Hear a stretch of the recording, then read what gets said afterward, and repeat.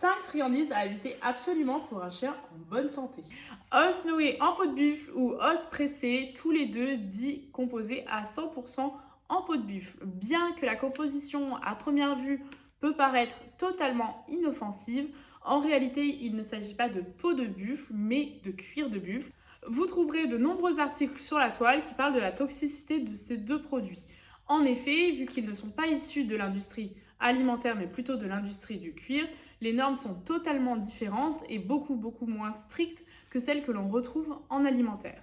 Dit rawhide en anglais, ces deux produits contiennent bien souvent des substances extrêmement toxiques comme du plomb, de l'arsenic, du mercure, des ingrédients que l'on retrouve généralement dans les teintures pour le cuir, mais également de la colle pour faire tenir les cuirs de buffle entre eux, ou encore de la javel ou du peroxyde d'hydrogène afin de blanchir les os.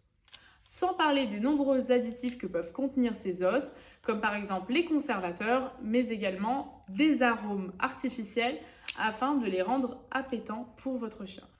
En gros, un gros nom pour ces deux os. Ils jouent commercialement sur l'aspect classique de l'os, la forme vraiment typique de l'os que l'on peut retrouver notamment dans les dessins animés, le petit nonos du toutou, voilà. Les donuts ou anneaux de poulet. En plus de contenir la même chose que le cuir de buffle à l'intérieur du donut, les donuts contiennent également de l'amidon de maïs et des sous-produits végétaux. Les sous-produits sont les parties non nobles des animaux ou des végétaux. Dans le cas des animaux, ça va être les plumes, le bec, et dans le cas des végétaux, ça va être l'écorce, les tiges, les racines, etc. En l'occurrence, on n'a aucune information sur le produit concerné. On ne sait pas s'il s'agit de carottes, de betteraves ou bien plutôt de blé, de riz, de maïs ou encore de soja. On n'a donc aucun moyen de savoir si ça peut être toléré par votre chien. La composition des sous-produits peut varier énormément d'un lot à un autre en termes notamment de qualité, mais carrément de composition.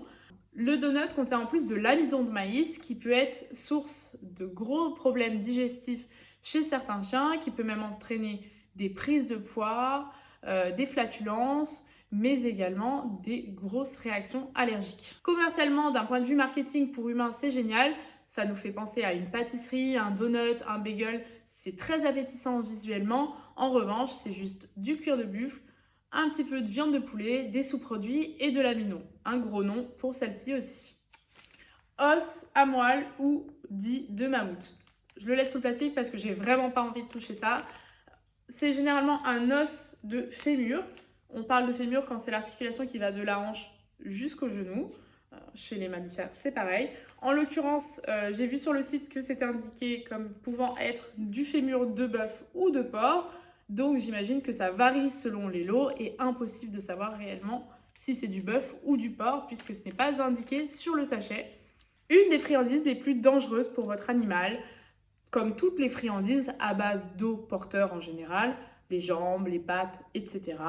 Il faut absolument privilégier des friandises à base de plutôt os charnus. N'importe quel adepte du barf vous le dira, comme par exemple les coups. Et d'ailleurs, on le voit très bien en termes déjà de volume. Un coup de canard, en l'occurrence, va être beaucoup plus facile, voilà, à pleine main, à découper et facile à broyer par votre chien. Il va le mastiquer, le grignoter très facilement. Et comme on voit, il y a beaucoup de chair autour des vertèbres.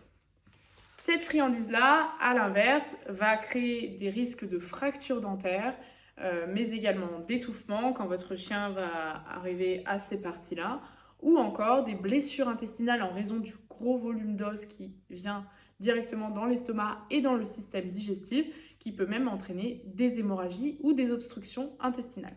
Par ailleurs, cette friandise, d'après la composition, contient 42% de matière grasse. Sur un os de cette taille-là, on est à 1,2 kg, ce qui correspond à 480 g de graisse pure dans un os aussi gros, sans parler également de la quantité d'os et donc de minéraux type calcium et tous les minéraux qui peuvent être retrouvés dans les os, ce qui risque d'entraîner de gros problèmes digestifs type flatulence, selle molle, voire diarrhée pour votre chien en raison de la quantité de graisse et d'os contenus dans cette friandise. Commercialement, la marque vous vante les mérites d'un os longuement fumé au bois de chêne. Vous vous sentez directement transposé dans un barbecue estival avec une grosse pièce de bœuf, l'odeur du bois de chêne, l'odeur du barbecue. Mais entre nous, tout ça, c'est juste pour vous. Votre chien, il s'en moque. Les friandises animaux végétaux, on les voit partout. Elles sont généralement vantées comme étant des friandises dentaires, mais excusez-moi par rapport à la taille, je ne vois pas en quoi on peut parler de mastication quand c'est englouti en quelques minutes, voire secondes, par votre chien. Elles contiennent principalement de la farine de patate douce. Bon, jusque-là, tout va bien. En deuxième ingrédient, on retrouve l'amidon de pois, à savoir qu'il peut être très mal toléré par certains chiens et ça peut entraîner des problèmes digestifs de type flatulence, selle molle, diarrhée.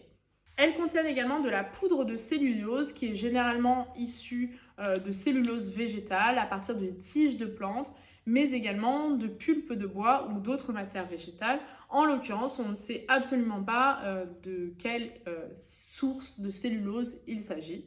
Ces petits animaux contiennent également de la glycérine, un composé chimique également appelé glycérol, que l'on retrouve généralement dans des matières grasses animales ou végétales, mais qui est plus souvent produit synthétiquement à partir d'huile de soja, d'huile de colza ou également d'huile de palme.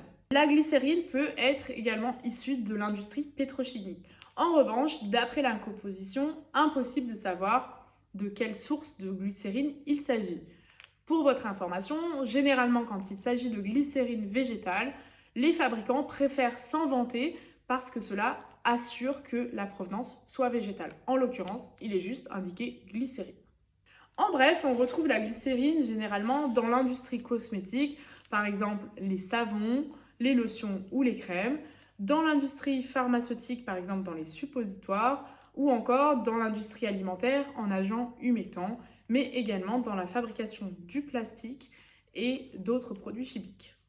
La présence de glycérine à 8,5% dans la composition de ces petits animaux en fait un agent très irritant pour les voies digestives de votre animal, en plus de l'amidon de pois à 23% qui vont tous les deux en fait causer des problèmes digestifs comme des flatulences, de la diarrhée, des selles molles. En bref, c'est un petit peu des laxatifs pour votre chien. De plus, c'est un produit principalement végétal, alors que, on le sait tous, un chien n'est pas végétarien. Ok, commercialement, c'est très mignon, on a l'impression d'offrir des petits jouets comestibles à son loulou. En revanche, d'un point de vue purement nutritionnel, ça n'a absolument aucun intérêt pour un carnivore et ça peut même être très néfaste pour son système digestif.